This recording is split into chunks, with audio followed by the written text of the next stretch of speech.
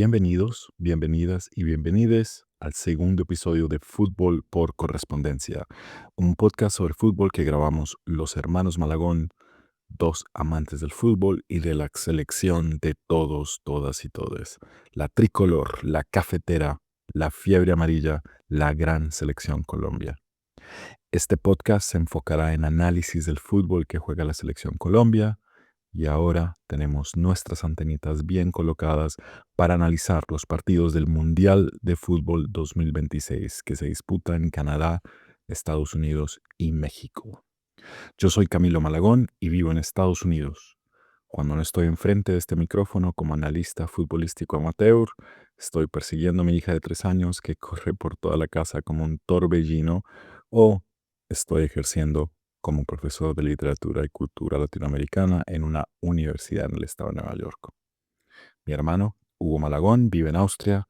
Cuando no está enfrente del micrófono acompañándome en este podcast, lo encontrarás por los bares de Viena con su banda The Why Nots, tocando jazz o trabajando como científico en un laboratorio universitario de neurociencia. Les traemos siempre a mano de Hugo ricos y nutridos análisis de la data de los partidos. Y a cargo mío, Camilo, deliciosos y espero certeros análisis del fútbol de la selección Colombia. Entonces, empecemos. Y bueno, ya han pasado algunos días desde el debut de la selección Colombia en el Mundial de este 2026. Y aunque llega un poco tarde, esta entrega, este segundo episodio tiene que enfocarse, por supuesto, en el debut de la selección frente a Uzbekistán y en lo que pasará en el segundo partido de la selección frente a su igual de Congo, partido que sucederá el martes 23 de junio a las 10 p.m. hora Estados Unidos, 9 p.m. hora Colombia, en el estadio Akron, el estadio de las Chivas de Guadalajara. Pues 3 días después de los hechos, cuesta trabajo decir cosas nuevas sobre el partido, cosas que otras y otras no hayan dicho. He hecho una revisión de bastantes comentarios de los expertos acerca del partido y hay muchos puntos comunes, algunos interesantes y muchos que la verdad me parecen erróneas lecturas del contexto y las instancias del partido. Pero empecemos mencionando rápidamente algunas de las cosas obvias y algunas no tan obvias del partido y luego me adentraré en algunos aspectos positivos y negativos puntuales en los cuales quiero hacer énfasis. Primero, le acerté a la nómina que avisé en el primer episodio. Creo que no hay mucha gloria en eso realmente, ni tampoco mucha sorpresa. Creo que la gran pregunta era si Ríos o Puerta iban a empezar y creo que Puerta se había mostrado como un jugador importantísimo en los últimos amistosos y lo demostró aquí.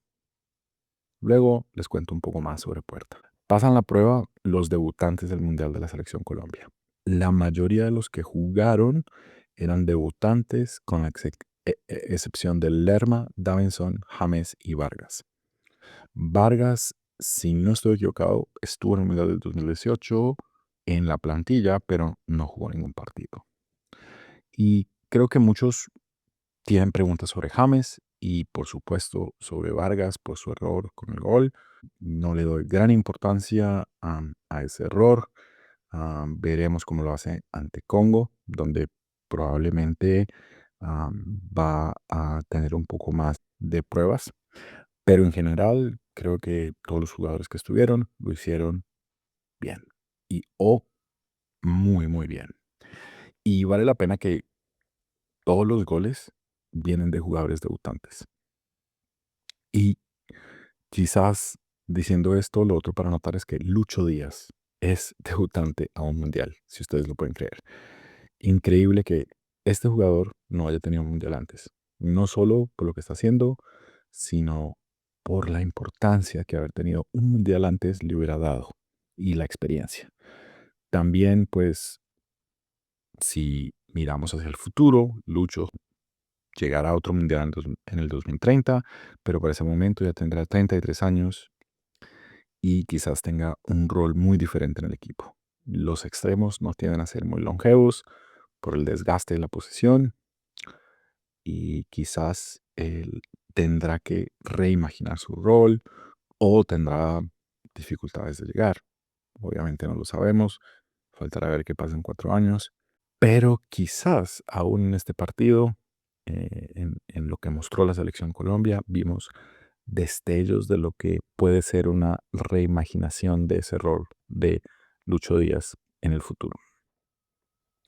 El fútbol de la selección Colombia no fascina a los comentaristas futbolísticos, si bien los hinchas se deleitan con ganar y en una minicopa a 3 partidos para pasar a la siguiente fase, 3 puntos son importantísimos, de cualquier manera que se gane. Y pues, por supuesto que hay cosas para mejorar. Difiero aquí un poco con la mayoría de los comentaristas, en que la selección jugó mal, o no jugó muy bien. Y ya les cuento algo más al respecto. Los mejores del partido, en eso sí, creo que la mayoría están de acuerdo, son Luis Díaz, Muñoz, Puerta y Cucho Hernández. Este último, aunque solo tuvo 10 minutos, esos 10 minutos le sirvieron muchísimo. Muñoz y Cucho son los mejores por jugadas puntuales, Muñoz por su viveza, Cucho por su carácter, pero en el caso de Luis Díaz y Puerta en realidad es por su desempeño en la totalidad del juego. Me parece que la defensa fue excepcional, si bien Uzbekistán no los probó mucho, hubo algunas pruebas, un gol en contra, hubo fallos defensivos, especialmente de Mojica, pero me parece que todos los 4 de la línea defensiva lo hicieron muy bien. Lucumi y Davinson tuvieron realmente partidos increíbles. Y aún el mismo Mojica, que quizás fue el que peor lo hizo de todos, me parece que lo hizo bastante bien como lateral con salida. 91% de pases completados, de los más altos del grupo, una velocidad máxima de 35,6 kilómetros por hora. Es realmente una velocidad de élite y además 84% de pases completados en el terreno contrario. Eso son cifras muy buenas. Creo que los comentaristas están criticando mucho a James y bueno, creo que sí, le afectó un poco la altura, se veía un poco cansado, no corrió tanto y creo que la presión emocional de las constantes críticas y de ver un estadio lleno de casacas de la selección, casacas amarillas, jugó un rol importante en cómo se vio en el partido. Y pues él constantemente está en las miras mediáticas de todos los periodistas y de todos los hinchas de esta selección. Y entonces yo creo que las críticas son un poco desmedidas. Y veamos los números. No tuvo asistencias, pero tuvo 87% de pases completados, 165 metros de conducción con balón. Pues obviamente no fue la conducción de Puerta y Arias, pero comparable con la de Díaz y Lerma. En otras palabras, estuvo involucrado en el partido, salió a los 70 minutos. De hecho, usted, Hugo, me preguntó a qué minuto va a salir James y yo le dije, sale a los 65, 70 minutos y le acerté a eso. Me sorprendió, por supuesto, que entrara Campas y no Quintero, pero creo que el partido pedía la movilidad de Campas más que la tranquilidad y el buen pase de Quintero para ese remate del partido. Bueno, adentrémonos un poco más en el análisis del partido y lo quiero hacer con 2 cifras puntuales. Y yo sé que Hugo, usted es el de la data, pero al final creo que estas 2 cifras cuentan una lindísima historia sobre lo que es el fútbol de Colombia. Y quizás explica algunas cosas de la era Lorenzo que siento que nadie ha sabido realmente entender. Primero, John Arias tuvo un partido increíble, es un jugador increíble que hasta cierto punto pasa desapercibido. Creo que no se entiende el valor de este jugador en la selección.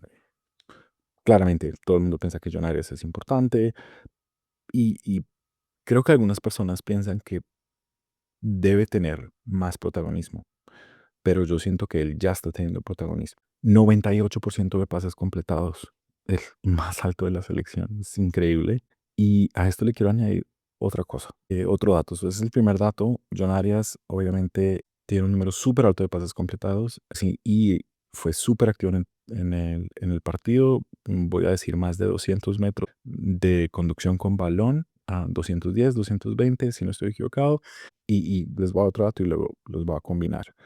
Otro dato es que 8 de los 11 jugadores iniciales, más Campas que entró después, entonces 9 en total, tuvieron tiros en el partido de la selección. Y este dato lo dijeron en Goal Morning de ESPN Fans al siguiente día del partido, para dar crédito a donde escuché el dato. No creo que haya muchas selecciones que tengan ese número de jugadores que intentan tiros al arco. Y bien, el índice de efectividad no es muy alto, hay cosas que trabajar. Tuvimos 4 tiros al arco, 7 tiros afuera, 4 tiros bloqueados.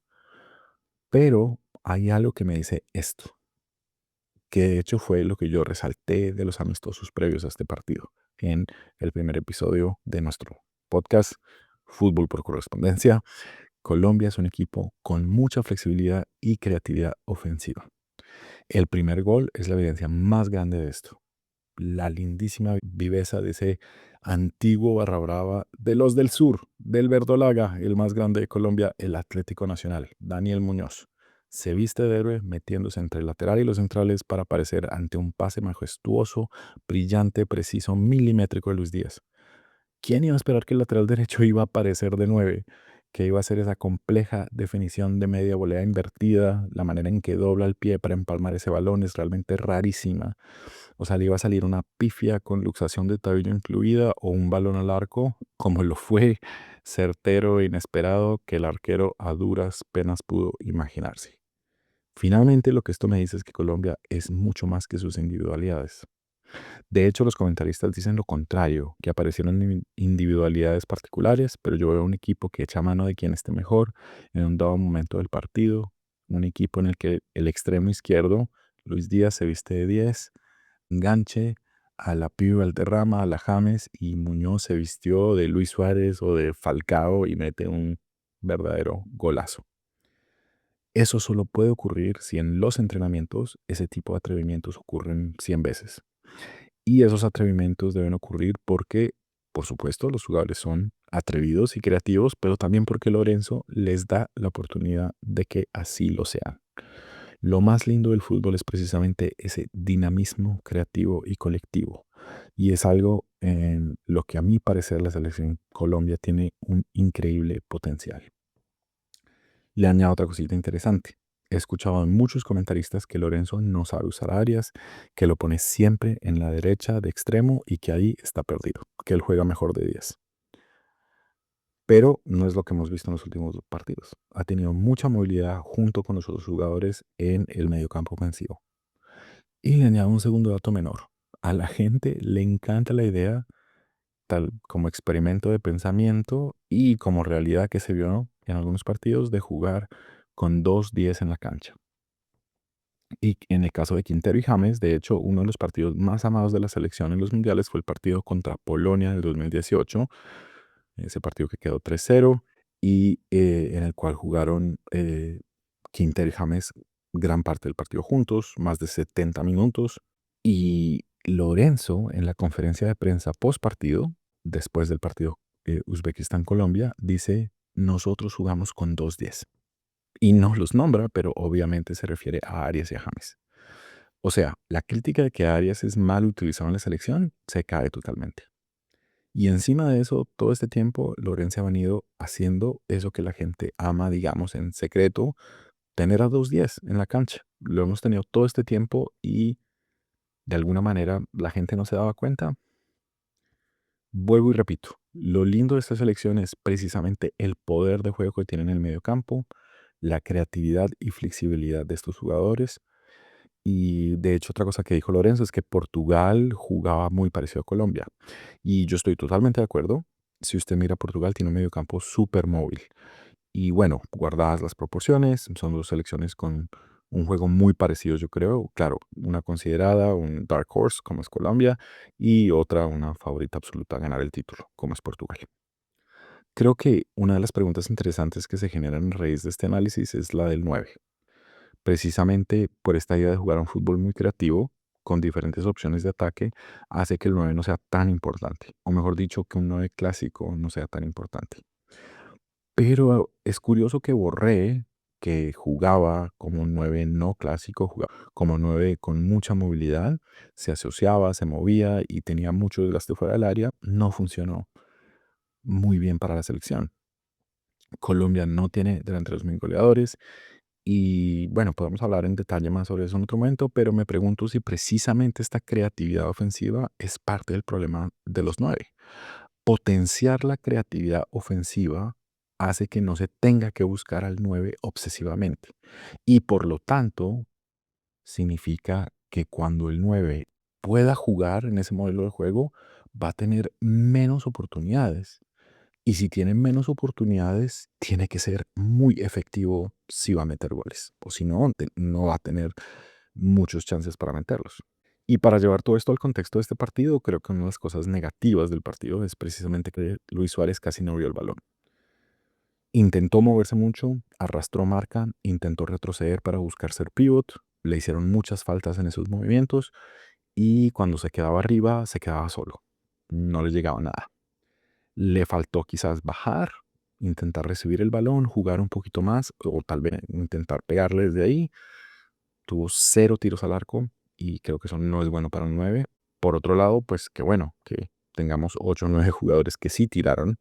Significa que hay otras posibilidades y que se está potenciando un juego muy colectivo. Finalmente, quiero hablar de 3 jugadores brevemente. Puerta.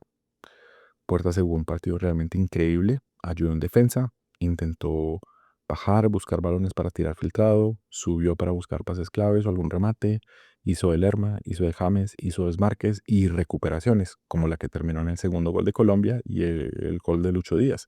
Roba un balón cerca del lateral y el centro del campo y se lleva este balón 15 metros hasta el borde del área, pasa a la izquierda y Lucho hace lo suyo, lo mete al palo contrario.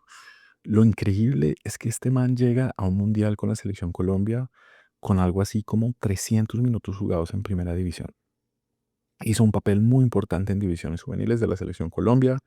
Se va del Bogotá FC, se va al Bayer Leverkusen de Xabi Alonso, pero realmente juega muy poquitos partidos, juega algo como 5 o 7 partidos, tal vez 300 minutos en total. Es prestado al Nuremberg en la segunda de la Bundesliga. Juega en el Hull City en la Championship y esta última temporada en la segunda división de España. Con tan poca experiencia en primera división, ¿cómo es posible que llegue a un mundial con Colombia? Es realmente algo sui generis, creo yo, que esto suceda. En mi experiencia viendo fútbol nunca había visto algo así, especialmente en Colombia, que en la selección no tienden a darle mucha oportunidad a jugadores muy jóvenes y creo que eso habla mucho sobre la calidad de Puerta y yo creo que Puerta se convertirá en uno de los líderes de la selección en los próximos 10 años. Lucho, qué lindo lo que hizo, gol y asistencia en su debut mundialista. La asistencia fue lindísima. Luis Díaz también tuvo mucha movilidad. Lo vimos, claro, principalmente por la izquierda en su posición, pero también por el centro y por derecha. Y es precisamente en una de esas movidas de izquierda al centro que decide hacer ese pase filtrado por arriba para encontrar a Muñoz, para abrir el marcador. Y quizás a medida que pasen los años, Luis Díaz va a tener que buscar una nueva posición en el campo. Como dije antes, los extremos son jugadores de mucho desgaste y veremos si a Luis Díaz le aguanta el cuerpo a lo largo de lo que le queda de carrera. Pero si no le aguanta, pues mire, ahí ya probó que puede hacer unos pases increíbles, puede moverse al centro del campo y jugar en una posición que quizás con menos desgaste o quizás puede hacer de 9 como lo ha hecho antes con la selección con grandes resultados en las eliminatorias. De último, solo quiero dar una mención a Campas, el más pequeñito de todos. Ante la hazaña de Cucho, que yo me imagino que usted, Hugo, quiere discutir un poco más, siendo gran admirador de Hernández como lo es, pero lo de Campas fue un salto como del bicho. Saltó 1 metro en el aire, cabeceó como si jugara de centro delantero todos los días y fue realmente un gol muy, muy bacano. Quiero resaltarlo porque Campas es canterano del Deportes Tolima, el glorioso Vinotinto Ibero, el club de mis amores. Y bueno, me quedo con esto, con un equipo que es increíblemente creativo y que por supuesto le falta efectividad, pero vamos a ver si a medida que va siguiendo el mundial esa efectividad va mejorando. ¿Cómo vio usted el partido? ¿Qué le pareció? ¿Qué jugadores le llamaron la atención? ¿Qué nos dice la data sobre este partido? Cuéntenos, Hugo, entonces, y aquí la seguimos en Fútbol por Correspondencia.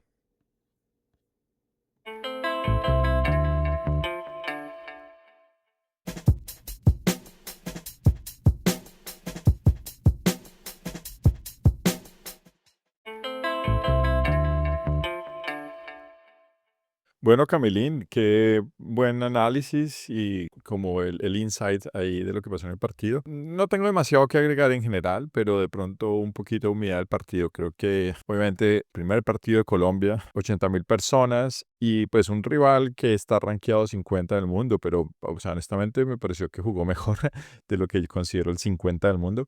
Y creo que hay que tener cuidado y creo que está pasando en la Copa Mundo, ¿no? Muchos equipos que se consideran débiles están poniendo en problemas a muchos países que se consideran más fuertes. Creo que es un problema de cómo los rankings se hacen, pero bueno, eso es una discusión para otro día. Pero ganamos y es lo importante y hay que ganar. Este partido hay que ganar y se ganó. Colombia jugó muy bien, pero creo que Uzbekistán complicó a Colombia. O sea, hubo dos palos de Uzbekistán, no nos olvidemos de eso. Y me parece que en ese 1-1 las cosas se estaban poniendo complejas, pero pues salió Luis Díaz, el mejor jugador colombiano de lejos en todos los partidos. Y creo que esa reacción rápida en esos 5 minutos de anotar el 2-1 es lo que le da esa seguridad a Colombia y me parece pues especial. Resalto a Campas, pues en 10 minutos un gol, también ganó todos los duelos que disputó, fue perfecto.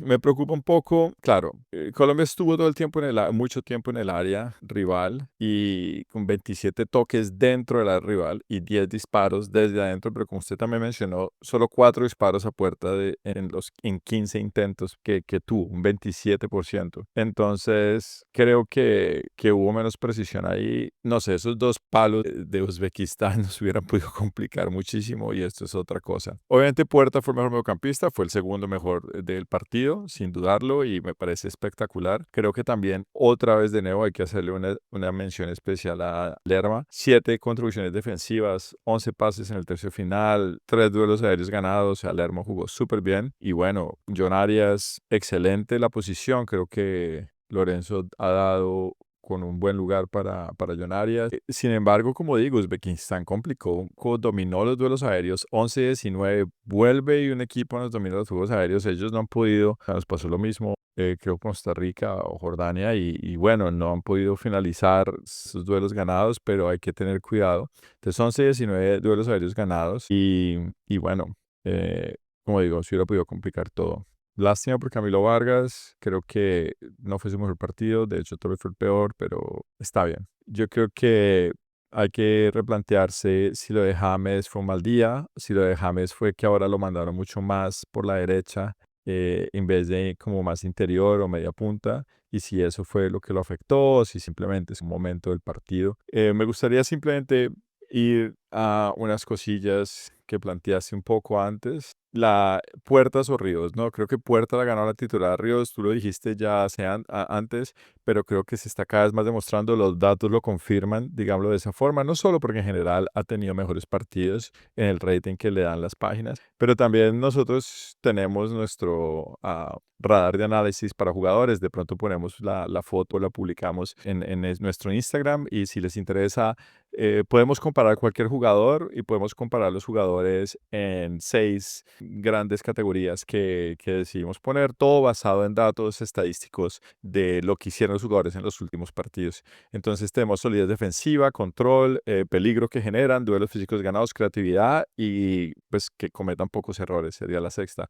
Y la diferencia entre Richard Ríos y Gustavo Puerta es súper interesante. Creo que Gustavo Puerta está por encima, muy por encima de Ríos en la solidez defensiva, pero también en el peligro que genera y un poquito en la creatividad que ofrece en el juego. Ríos tiene más duelos físicos ganados, o sea, que controla un poquito más el partido y que comete menos errores, pero en términos generales, Gustavo Puerta está por encima. Le vamos a poner la foto ahí en el Instagram. Entonces me parece importante por qué se está ganando la titularidad Puerta y mejor dicho, los datos lo confirman, no es una cuestión de impresiones.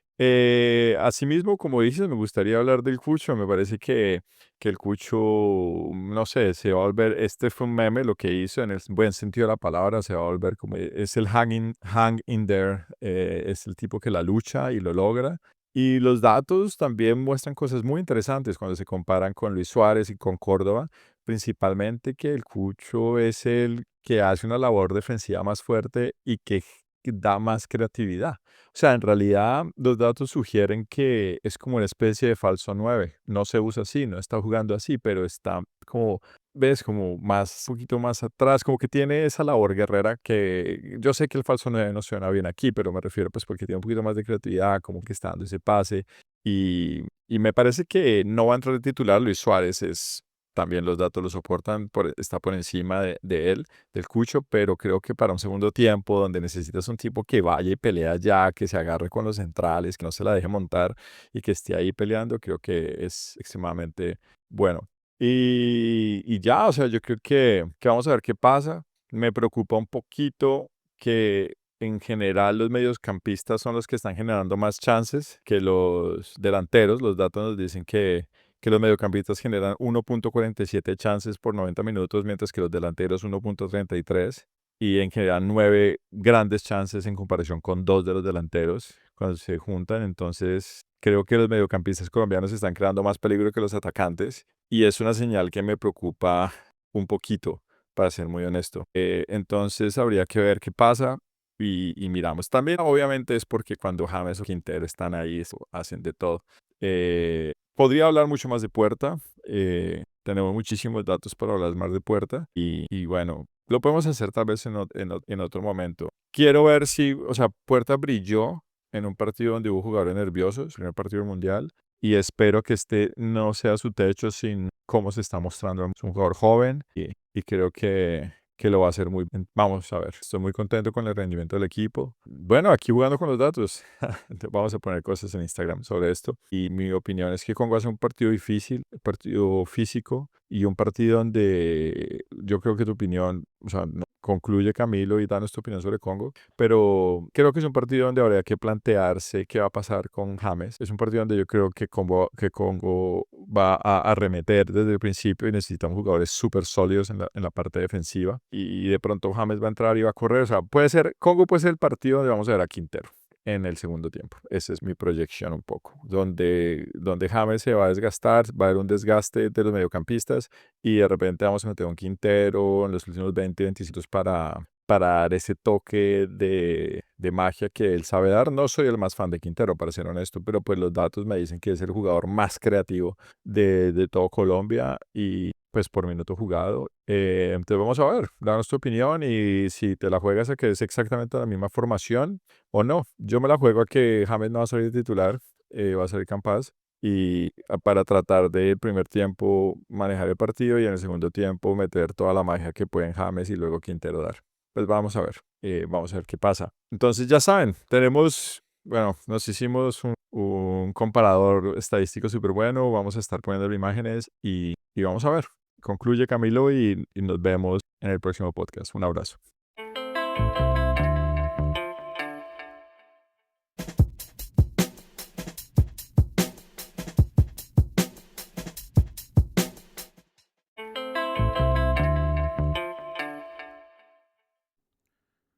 Seguimos aquí en Fútbol por Correspondencia.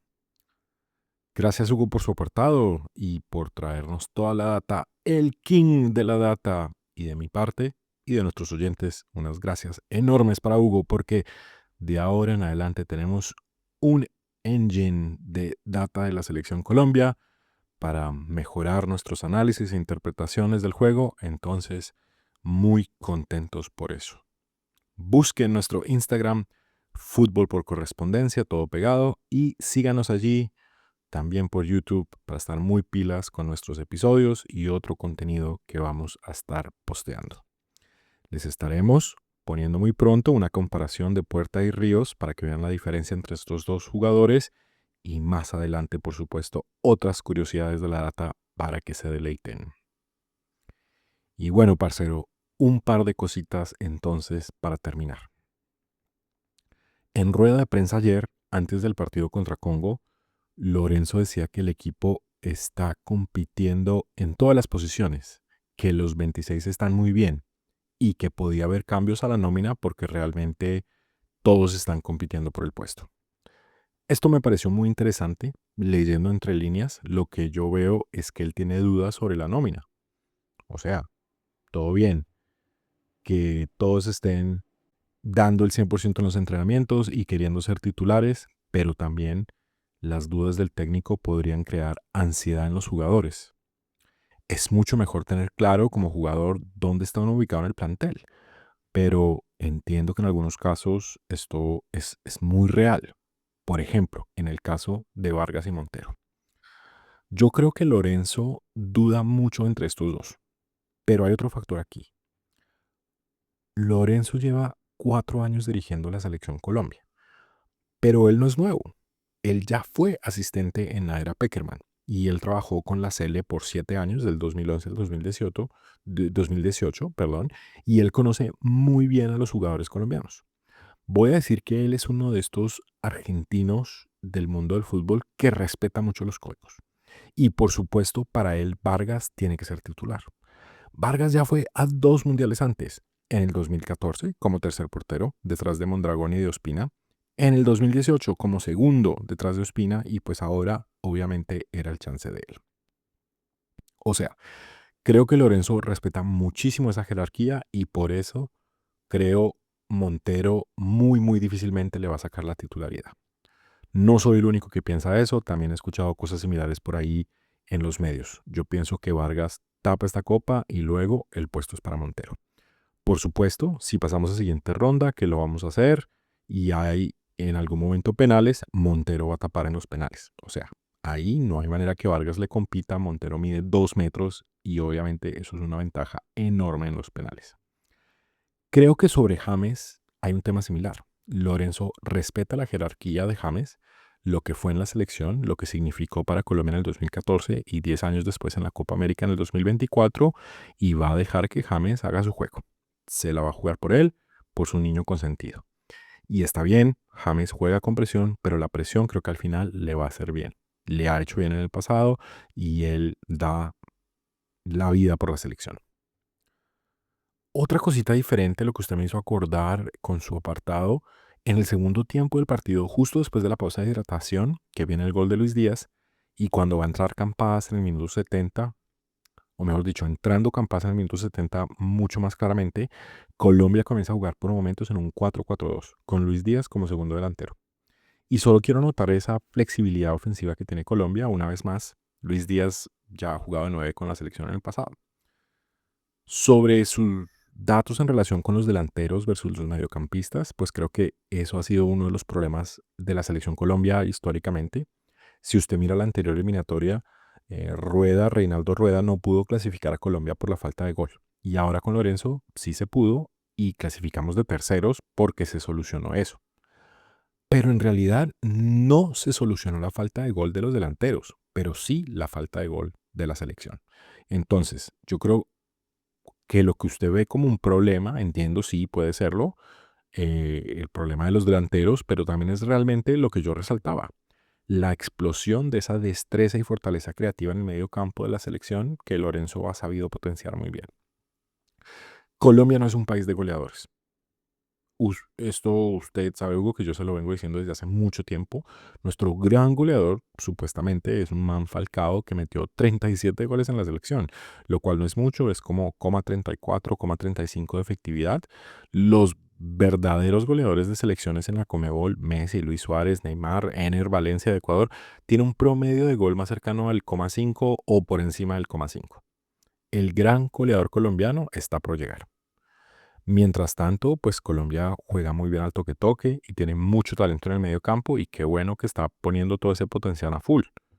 Me encantaría que Luis Suárez, metiera más goles. Fue goleador este año en Portugal y ojalá le vaya bien en el Mundial para que se vaya para un equipo más grande en España o a Italia, donde creo que le iría muy bien. Pero dejemos la pregunta abierta sobre creatividad ofensiva versus efectividad de los delanteros, que me parece puede ser un tema recurrente en nuestro podcast. Bueno, terminamos con lo que se viene con Congo.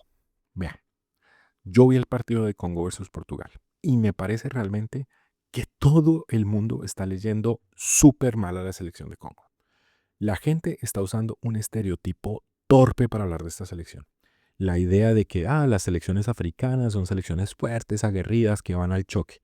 Ok, yo creo que hay mucho de esto en el fútbol, lamentablemente, le voy a decir, por lo que creo que es un nombre verdadero, un racismo torpe que piensa que una persona por ser grande y de fenotipo de piel oscura, entonces es torpe y duro. Y la verdad es como si no hubieran visto lo que están jugando los equipos en este mundial.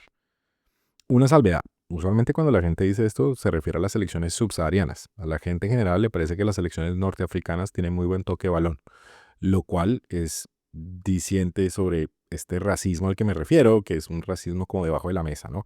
Pero siguiendo sobre el tema, parce, Congo juega muy bien al balón.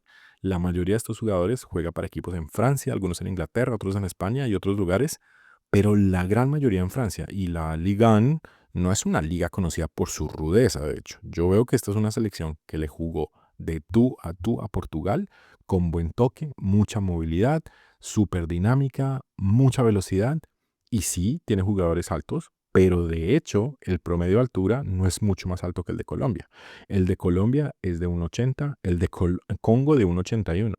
O sea, las dos están en la parte baja de la tabla en promedio de altura.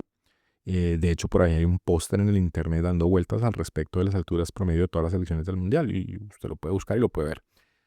Creo que va a ser un partido muy disputado, con mucha movilidad por lado y lado. Creo que Congo va a ir por el resultado con más vehemencia porque lo necesita más y eso va a abrir espacios para que James meta centros, para que Puerta y Arias se muevan por el medio campo y para que Luis Díaz haga lo suyo.